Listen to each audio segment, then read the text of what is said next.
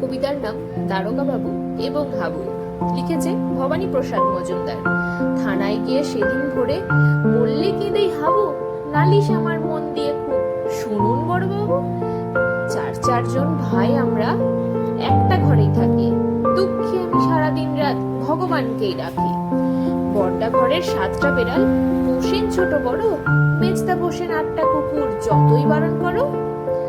সেজদা পাগল 10টা ছাগল, রাখেন ঘরে বেঁধে, গন্ধে তাহার প্রাণ যাই যাই, মরছি কেঁদে কেঁদে। দারোগা বাবু বললে হাবু, তোমরা কি সব ভুলো, সদাই খুলে রাখবে ঘরের জানালা দরজাগুলো।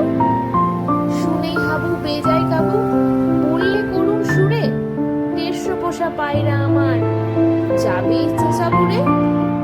ভালো লাগলে চ্যানেলটিকে সাবস্ক্রাইব করে দিও, কমেন্ট করে জানিও কেমন লেগেছে, আর লাইক শেয়ার করতে একদম ভুলো না কিন্তু। ভিডিওটা শেষ পর্যন্ত